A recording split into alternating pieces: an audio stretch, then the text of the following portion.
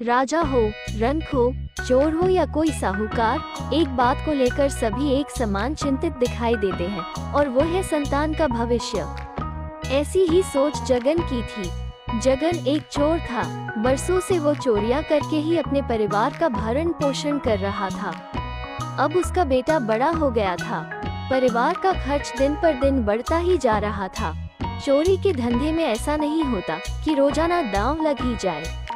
कई बार तो कई दिनों तक उसका दांव नहीं लगता था और उसे निराश होकर घर लौटना पड़ता था।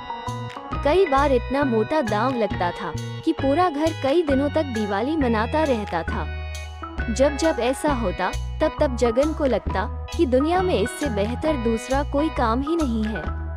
अतः उसने फैसला कर लिया कि वह अपने बेटे को भी अपनी तरह एक सफल चोर बनाएगा। इसी सोच के चलते एक दिन वो अपने बेटे को अपने साथ लेकर चल दिया। रास्ते में उसने समझाते हुए कहा, देखो बेटा, अब हमारे परिवार का खर्चा बहुत बढ़ गया है, इसलिए मैं चाहता हूँ कि अब तुम भी धंधे में मेरा हाथ बटाओ। अगर तुमने सही तरीके से मेरे काम को सीख लिया तो हमारी कमाई तो बढ़ेगी ही और घर में खुशहाली भी आएगी। लड़का चुपचाप अपने पिता की बातें सुनता रहा।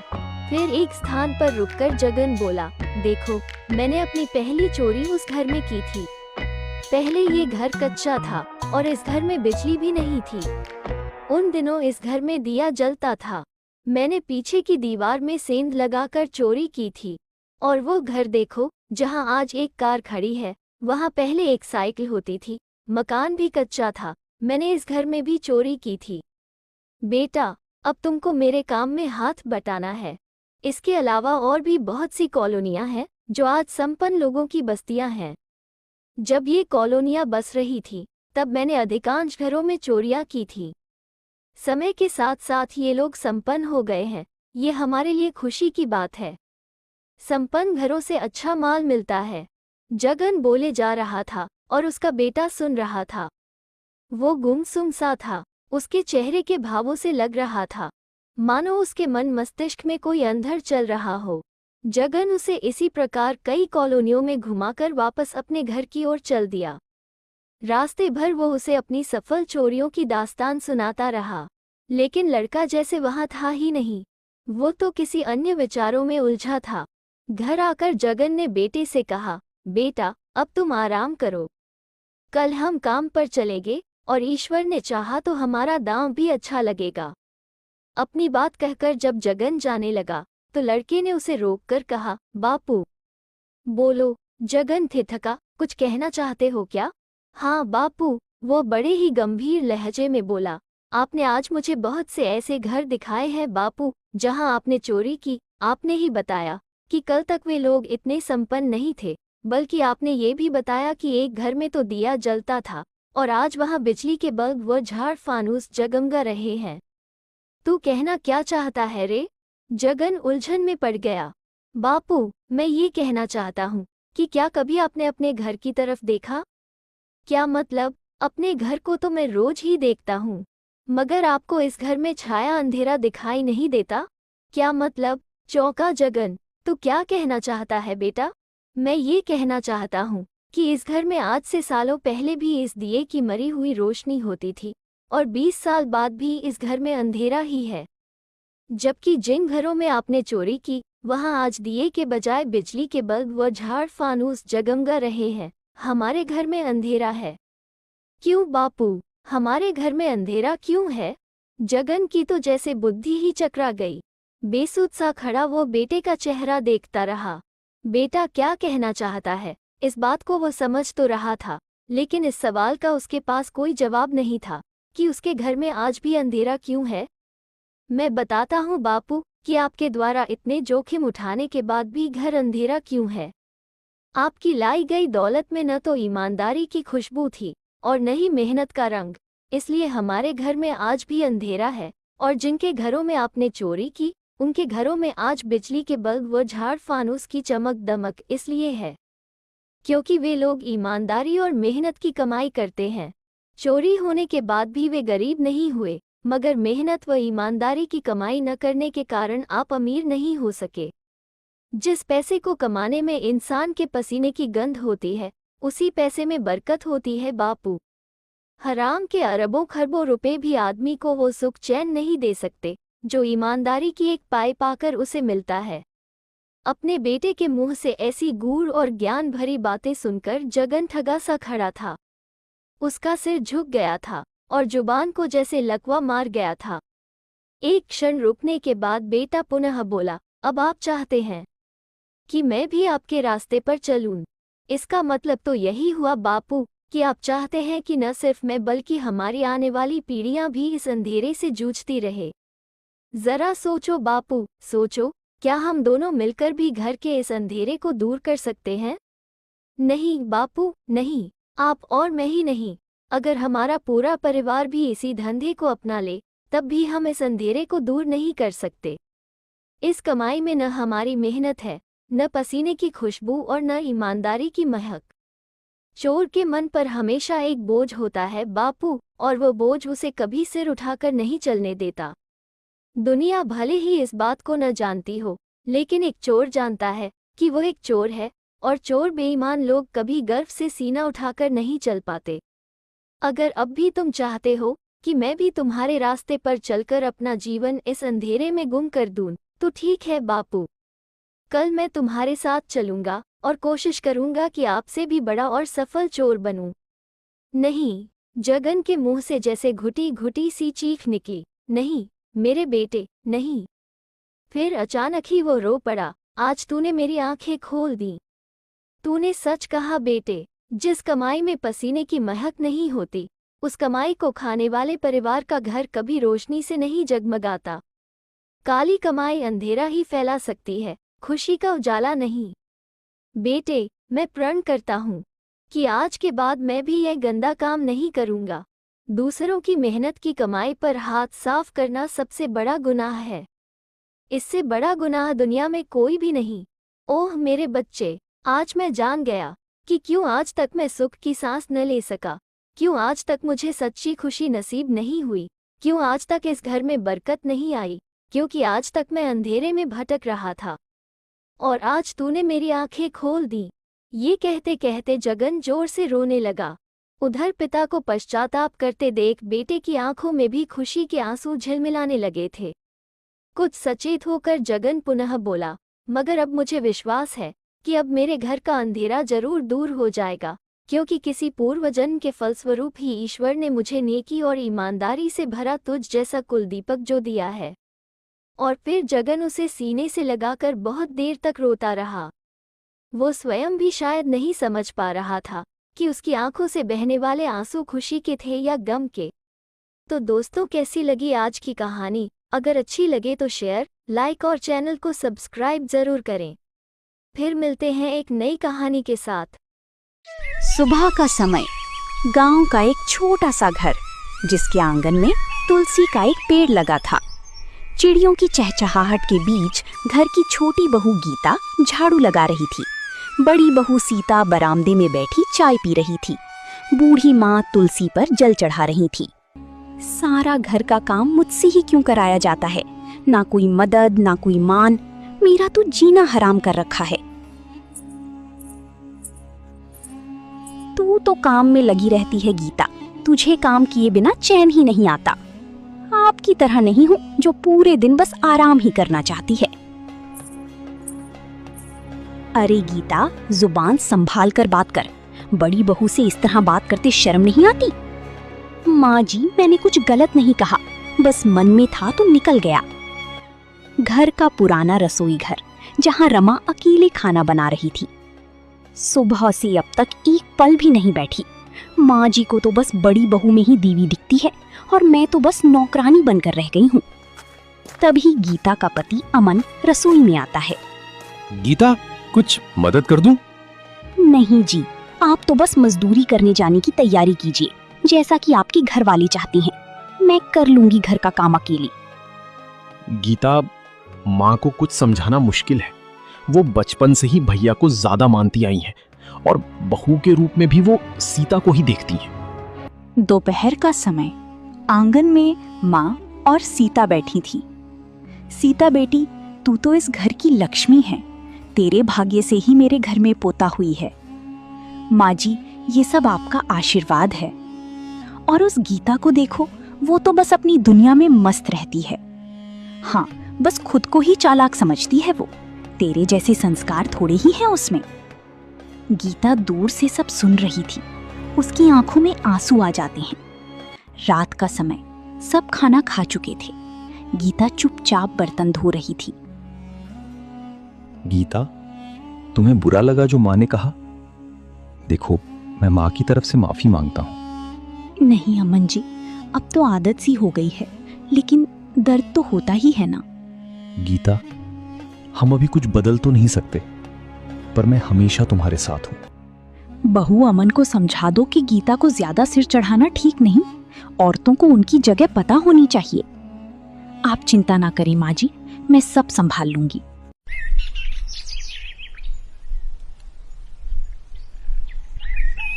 सुबह का समय। गीता रोज की तरह जल्दी उठ चुकी थी और चूल्हे पर चाय चढ़ा रही थी। बाहर से माँ और सीता की हंसी की आवाज आ रही थी। मेरी तो हर सुबह एक जैसी होती है, कोई बदलाव नहीं, बस काम, ताने और तिरस्कार। क्या यही लिखा था मेरे भाग्य में? तभी गीता की सास रसोई में आती है। गीता, सीता के लिए अदरक वाली चाय बना देना, आज उसकी तबीयत थोड़ी नासाज है। मेरी भी तो रात से तबीयत ठीक नहीं है माँ जी, फिर भी आपने मुझसे कुछ नहीं पूछा। ओह, अब बीमारी के बहाने बनाने भी सीख लिए तूने। अरे सीता से कुछ सीख, जो बिना शिकायत सब करती है। गीता चुपचाप आंसू रोकते हुए चाय में अदरक डालने लगती है। उधर बड़ा भाई रवि काम से लौटता है। माँ, मैं आ गया। आ बेटा, थक गया होगा। गीता, जल्दी से पानी ला। अभी लाई माँ जी। गीता सब देख रही थी कि किस तरह बड़ी बेटी और बहू का सम्मान किया जा रहा है, लेकिन उसे कोई नहीं पूछ रहा। इसके बाद आंगन में पूरा परिवार साथ बैठता है, केवल गीता को छोड़कर। रवि बेटा, हमें अपनी पोते के लिए अच्छे स्कूल का इंतजाम करना होगा। तेरा बेटा बहुत होशियार है। हाँ माँ, कल ही शहर चलकर देखता हूँ। अरे हाँ माँ जी, हमारा गोलू तो सब में अव्वल आएगा। माँ, गीता भी तो पढ़ी लिखी है, वो भी घर के बच्चों को पढ़ा सकती है। इस बहाने कुछ कमाई हो जाएगी। हमें किसी परदेसिन की पढ़ाई की जरूरत नहीं। हमारी बहू तो सीता है, गीता तो बस बोझ है। सन्नाटा छा जाता है। गीता कलेजे पर हाथ रखकर दूर खड़ी सब सुनती है। रात का समय। अमन और गीता अपने कमरे में बात कर रहे थे। गीता, मुझे शर्म आती है कि मैं तुम्हारा पति होकर भी मैं कुछ नहीं कर पाता। ऐसा मत कहिए, आप ही तो मेरी सबसे बड़ी ताकत हैं। आप हैं तभी मैं सह पा रही हूँ। एक दिन सब बदलेगा गीता, बस थोड़ा धैर्य रखो। धैर्य की भी एक सीमा होती। बेटी से रिश्ता। कहानी मयंक और विभा की है। मयंक एक अच्छी नौकरी करता था, लेकिन विभा की जाति का ना होने के कारण विभा के माता पिता शादी के लिए नहीं मानते हैं। पर जब दोनों अपनी मर्जी से शादी कर लेते हैं तो क्या है विभा, 6 साल हो गए हैं शादी को, लेकिन एक दिन नहीं गया कि तुम माँ पापा को याद कर परेशान नहीं होती। मैं कितनी कोशिश करता हूँ कि तुम सब भूल जाओ। कोई नहीं भूल पाता है मयंक, माँ पापा को कोई कैसे भूल सकता है। तभी सास का फोन आता है। मान लो विभा से बात कर लो, आज उसे अपनी माँ की बहुत याद आ रही है। बेटा विभा, मैं आ जाऊं? हम दोनों चलेंगे तेरे माँ पापा के पास। बोलो। ना माँ जी, वो आप लोगों को कुछ बोलेंगे तो मुझे और भी बुरा लगेगा। आखिर आप भी मेरी माँ ही तो हैं। अरे सुन लेंगे ना यार, कोई बात नहीं, बोलेंगे ही ना। चलो माँ, मैं फोन रख रहा हूँ। वो क्या है ना, आज विभा को लेकर डॉक्टर के पास जाना है। बहुत दिनों से इसके सर पर लगातार दर्द हो रहा है। अरे हाँ हाँ, ले जा बेटा, सर दर्द को हल्के में नहीं लेना चाहिए। वैसे भी ना बहू सोचती बहुत है। मयंक माँ का फोन रख देता है और दोनों कार से अस्पताल जाते हैं। लेकिन जैसे ही वो लोग अस्पताल जाते हैं, विभा को स्ट्रेचर में नर्स उसकी माँ को लेकर जा रही दिखती है।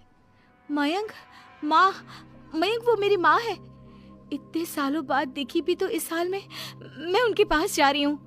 अरे रुको, कहीं वो लोग तुम्हें देखकर और परेशान ना हो जाए, या फिर तुम्हें कुछ बोल ना दे विभा, तुम फिर परेशान हो जाओगी। मयंक कैसी बात कर रहे हो? वो माँ है मेरी। विभा पास खड़े अपने चाचा चाची से बात करने की कोशिश करती है, लेकिन वाह, तेरे जैसी बेटी जिसकी हो वो तो मर ही जाए तो अच्छा है। वैसे पार्क में पैर फिसला है तेरी माँ का, रीढ़ की हड्डी टूटी है। रिद्धि को चाची की बात का बिल्कुल बुरा नहीं लगता। शायद वो सुन ही नहीं रही थी कि चाची क्या कह रही थी। वो सीधे माँ के कमरे में जाती है। कौन है आप? ये मेरी माँ है, मेरा नाम रिद्धि? रिद्धि नाम है ना आपका? दर्द में भी ये आपका ही नाम ले रही थी। हाँ। ये सुनते ही रिद्धि का कलेजा मुंह में आ जाता है। ये वही माँ है जिसने कड़े शब्दों में ये कह दिया था कि अब तेरा मेरा रिश्ता खत्म। फिर रिद्धि का पति मयंक भी वहां आ जाता है। सामने खड़े होते हैं रिद्धि के पिता। पापा, क्या हुआ माँ को? वो पार्क में गिर पड़ी, रीढ़ की हड्डी में चोट आई है। रिद्धि पिता की तरफ देखती है, लेकिन पिता मुंह फेर लेते हैं।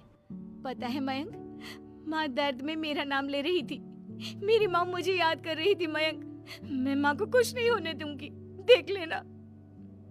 हाँ रिद्धि, हम मिलकर माँ का ख्याल रखेंगे, उन्हें फिर से खड़ा कर देंगे।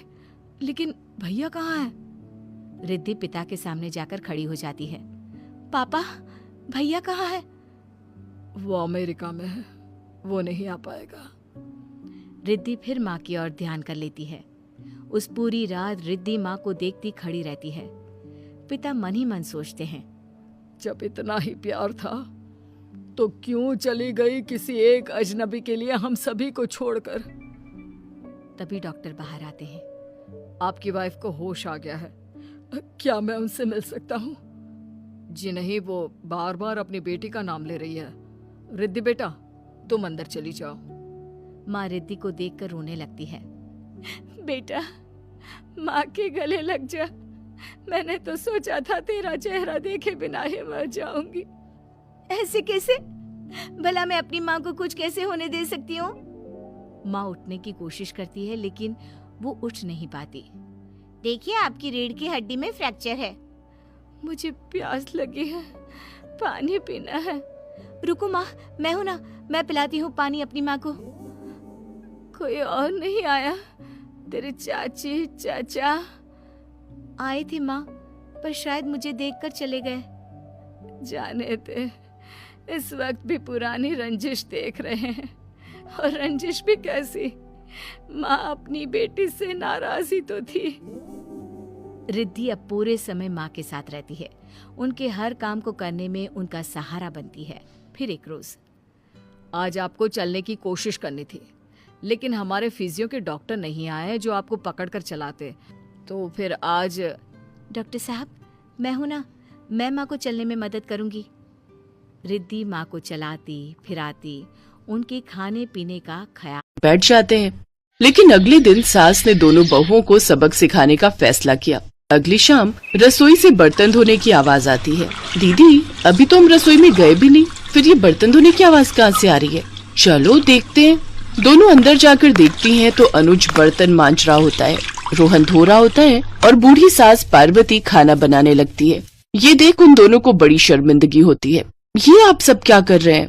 बहू, अब तुम दोनों से तो ना बर्तन धुलते हैं ना खाना बनता है, तो हमने सोचा हम खुद ही ये काम कर लेते हैं ताकि हमें रात की रसोई खाना तो नसीब हो। तुम दोनों जाओ और आराम करो। नहीं माँ जी, हमें माफ कर दीजिए, हमारी रहते आपको ये सब काम करना पड़ रहा है। हाँ माँ जी, हमसे भूल हो गई, हमें अपनी गलती का एहसास हो चुका है। अब से आपको कभी शिकायत का मौका नहीं देंगे। हमारे रहते हमारे पतियों को जूठे बर्तन और माँ जी आपको खाना बनाना पड़ रहा है। नहीं नहीं नहीं, आप सब बाहर जाइए, हम 1 घंटे में खाना बनाकर लाते हैं। अच्छा ठीक है, तुम कहती हो तो रहने देते हैं। चलो बेटा। माँ और बेटे बाहर आकर खूब हंसते हैं और एक दूसरे को आंख मारकर कहते हैं, मिशन सक्सेसफुल।